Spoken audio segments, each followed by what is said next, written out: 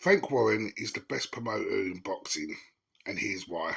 Now, I've been a casual boxing fan all my life, but I got into the sport more once I competed in an ultra white collar boxing event, because it gave me good, real insight into the boxing world. And like a lot of other people, I jumped on the matchroom bandwagon, because the way Eddie Hearn used to promote and sell his fights over social media.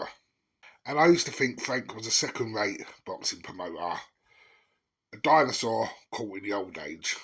But I think over the last couple of years, he's really proved how much of a great boxing promoter he is and how much of a sensible businessman he is. Now, 3 years ago, I was fortunate enough to catch up with Frank, and this is what he had to say about streaming TV. The world's going at the moment with media and subscription TV and streaming and stuff. Do you feel like you helped pioneer that with Box Nation? And do you feel like Box Nation was a bit too early? Because it's sort of the same model as what's happening nowadays, like with your DAZN, your Disney and Netflix and all that stuff.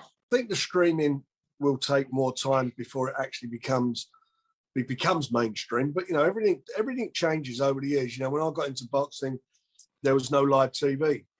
Boxing used to take place, the big shows were run what they called by the cartel in those days, Mickey Duff Jarvis and Stair and his crew. And they would put their shows on the Albert Hall, Royal Albert Hall on a Tuesday night. And Wednesday nights, there was BBC television. You used to have a program called Sports Night, and they would show the highlights of the fights the next night and show on Grandstand, another sports program on BBC on Saturday, show the delayed rights.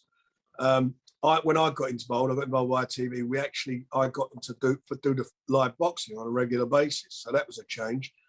If you wanted to watch a fight from the States live, you had to go to a cinema 4 or 5 o'clock in the morning and pay 25 quid back in those days to watch it. It was a lot of money. And then I got involved with a pay-per-view and with Sky when I went to Sky, which were the first subscription channel. Sky at that time only had 3 million subscribers. I took all my stable from ITV to there. Everybody said it won't work, but we made it work. Ricky Hatton became the first boxer to go through that system and become a world champion, and probably the most popular boxer out of all of them at that stage. Since then, as you say, we've got involved with Box Nation, Satanta. I was involved with their boxing and brought that on, and now I'm at BT now, and we've moving forward that. I think at the moment, the subscription or terrestrial TV is the best place for boxing, but I think the streaming in maybe in years to come it will happen. But what you've got to look at is the most popular sport in the country, which is football. And football doesn't do streaming yet. No.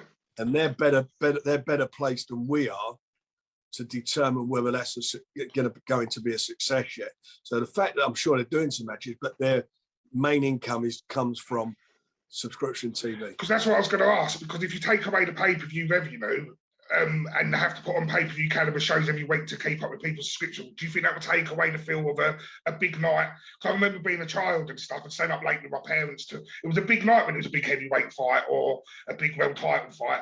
Do you think with a flat fee, it's just going to plateau out and every night it's going to sort of be the same, so it's not going to have that big night feel anymore? Would have probably got with terrestrial, like ITV, but BBC are out of it. But you talk about ITV, as far as big fights are concerned, they just can't match the money now that's generated by subscription TV, and and subscription TV can't generate the money that's generated by a pay-per-view. Yeah. Pay-per-view is the most honest form of TV.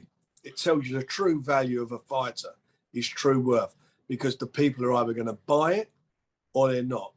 And it gives you that choice as well. If you want to see that fight, where if you're subscribing on a monthly basis, you've got to watch whatever's put on in front of you on that Saturday night.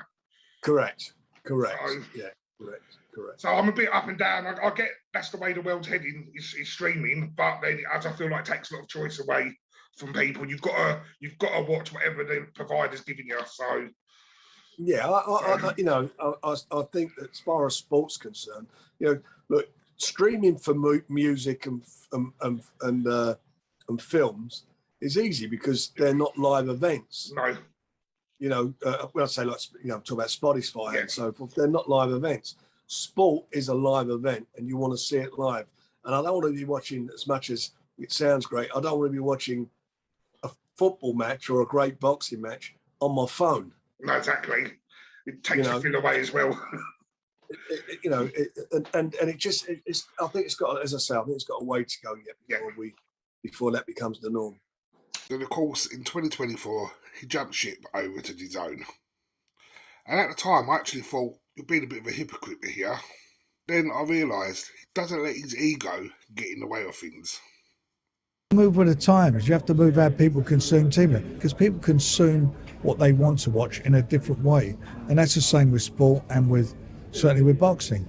So we've picked our moments, and we are now where we are. We've evolved. We've gone from working some brilliant people at TNT as it is now, some great people over the years, and picking great people when it was BT who left, some fabulous people. But now's the time for a change, and we're moving on to a platform that has a global audience, a big global audience, and it's our job now to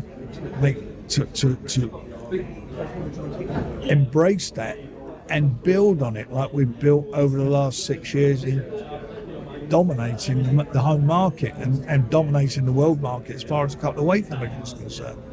Now, I personally believe that Frank doesn't agree with boxing being on streaming services, and I think he came to the realisation after he tried it with Box Nation. At the time I asked him, was he too early? Technically he was, but I also think he didn't like the model. But he's dropped his ego, and he's realised how the world is moving, and he made the smart business move to do the same. As we've seen over the last half or year or whatever, Matchroom and Eddie's stable has started to dwindle, especially in UK boxing, where Frank's has grown. The majority of champs and big fighters are part of Queensberry Promotions, and I believe that comes down to Frank dropping his ego and allowing his sons to run the company. His sons will have a better pulse on the way the world is heading and how it's consuming its sport. Well, I feel like Eddie can be quite egotistical and believe his vision is right. Now, is having all promoters on one platform a good thing? Because if rumours are to be true, Boxer seems to be heading that way too. Reportedly the last fight of the deal with the current broadcast deal with Sky. Can you tell us what the current situation is and what the future holds for Boxer at the moment? Look, it's the end of the cycle, but it's been an unbelievable broadcast cycle, especially the most recent times. We have a big announcement to make very soon.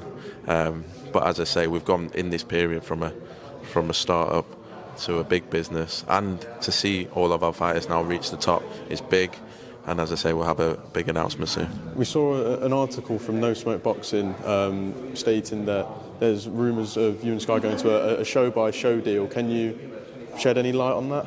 No, it won't be that. Look, as you can imagine, we've had a successful time, and there's offers on the table, and we'll make the best decision, but we'll have a big announcement very, very soon. And just last one, have DAZN shown any interest? We know that they've picked up a lot of the promoters recently and becoming the global home. Have they shown anything? I can't comment. At the moment, we are in an exclusive agreement.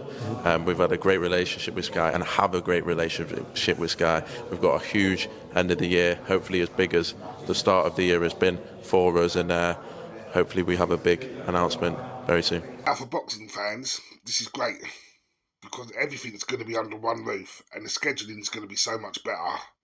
But will this slowly dwindle out promotions? We've sort of saw this in the wrestling world. Once Vince McMahon brought out WCW, the product became very diluted. Could this happen with boxing if all promoters are under one roof? Because the rivalry ain't really going to be there. It's all just going to come down to money and what DAZN want, really. What do you guys think? Let us know in the comments, and hit the subscribe button for more boxing content, and I'll see you in the next one.